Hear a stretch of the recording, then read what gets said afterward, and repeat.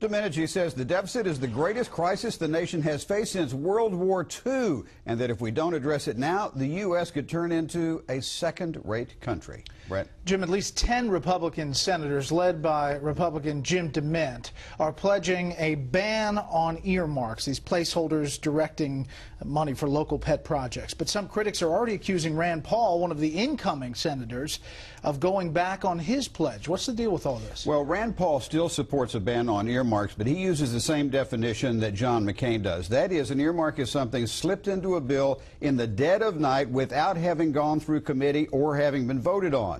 Senator-elect Paul says if you go through the committee process to repair a bridge that's falling down in Kentucky, for instance, that is not an earmark.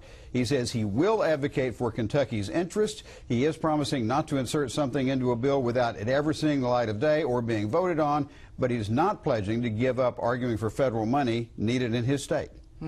More on this with the panel. Jim.